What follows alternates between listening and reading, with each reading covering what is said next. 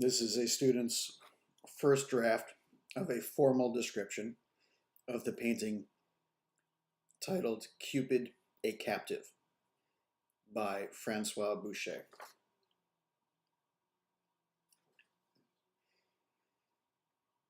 And the student writes, the painting, Cupid, a Captive, painted by Francois Boucher, is a relatively large painting.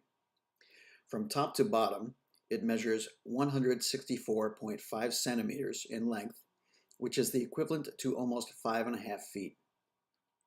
From left to right, it measures 84.5 centimeters, or about 2¾ feet. Excuse me. Since the painting is taller than it is wide, it is viewed as a vertical painting. It is a very colorful painting. It uses bright colors to show how cheerful the mood is in the Rococo art style. Cupid, a Captive consists of several lifelike mythological beings. The main focus of the painting is Cupid laying in the nude, surrounded by 3 women who are also laying down partially nude. Cupid is laying diagonally with the 2 women laying by each of his sides, and the 3rd woman laying horizontally above his head. Beside Cupid and the 3 women, there is a tree and several different plants. 2 other Cupid-like beings are floating/laying on the tree, looking down upon Cupid and the women. One of the 3 women laying around Cupid are holding his arrows, while it looks as though the other 2 women are talking in a flirting manner to Cupid. And that ends the description. Let's take a look at this and see if we can help the student improve upon the description.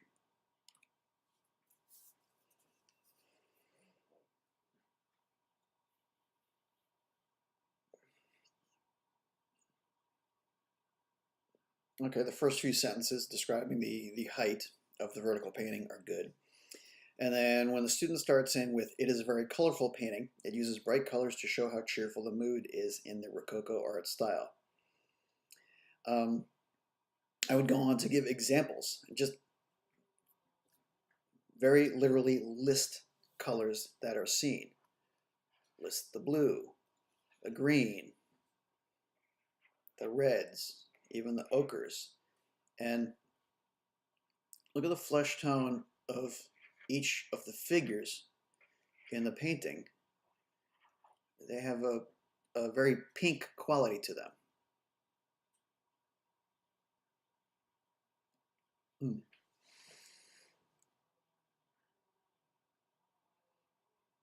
Several lifelike mythological beings. You might want to describe what lifelike is. The main focus of the painting is Cupid laying in the nude, surrounded by 3 women who are also laying down partially nude. Okay, what can help that description, expand that part of the description, is explaining where they are in the painting, because that's an apt description for this if the painting were cropped here. In reality, that's what the painting looks like. So to help the description along, you can add on to, where are you?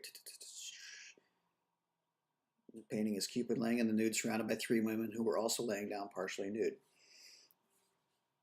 You can follow up by telling me what part of this painting that those figures occupy. For thinking strictly in formal terms and forms and composition, this is the space that they occupy. So how would you describe the location of that space in the bottom half of the painting? And what else?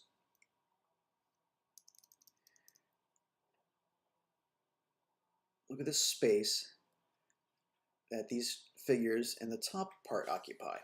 Look how large they are compared to the space below.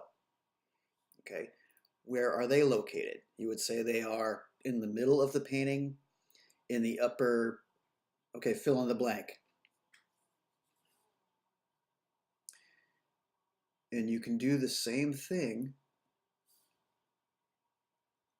for the trees. Where do the trees stay? Let's see, if we cut this painting in half, where do the trees start and grow up? Okay. Say the shape. It's a triangular shape, and say the location of that shape.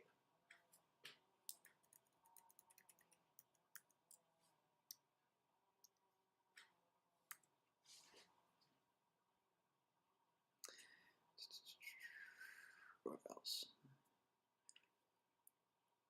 Here's an interesting tidbit. What is this? What's going on here? What are these? What are the shapes? Where is it located? And then further, what are the qualities to these objects?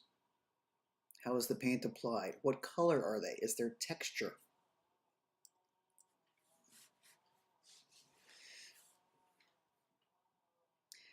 So back to the main focus. Cupid is lying down nude. Okay. Cupid is lying diagonally. It's lying diagonally this way, but it could be lying diagonally this way. So which way diagonally is Cupid lying? Cupid's head is up and to the left. It could be down here. It could be here. So be specific about the direction Cupid is lying in and which direction his entire body is facing. Also size. How big is the main character? How big is the main character compared with the entire painting? How big is the main character compared with the other figures?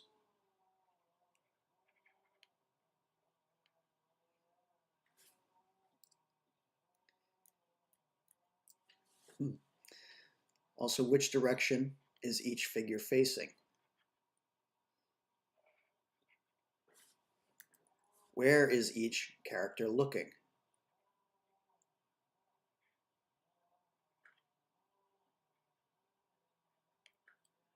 Where are they gesturing?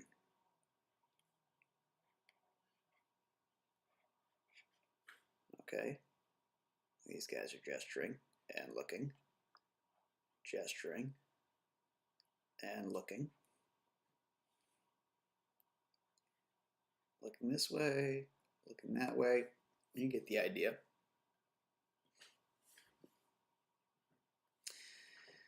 Okay, so describe objects, their location, their size, their color, their tone, how dark or light they are, what kind of texture they have. Look at the difference in texture in the trees and the sky, the difference in texture in how the artist treats skin and how the artist treats drapery.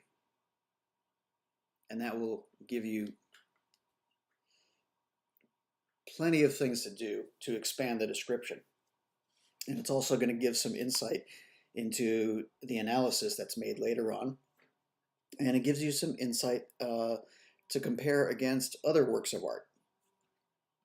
So these things that seem very kind of simple and sort of picky are how you discern different styles that different artists use, and also compositional choices. And composition is just really simply how the artist chooses to arrange objects in a painting. Okay, I know these are people, but from a compositional standpoint, they're just objects to be arranged. Okay, you can take each one and put it somewhere else. Cupid were up here, it would be a completely different painting. If this figure here, this gesturing figure, were down here, it would have a different meaning to the painting, which is why we avoid meaning first and just go for a strict definition. So a formal description is just a description of the forms, the shapes, the things that you see that make up the work of art. Describe those forms. Do not describe any meaning or story, not yet. Only describe what can be seen and think in simple terms, more simple than you think you might have to think. If description is good, it should make a clear mental picture in the reader's mind.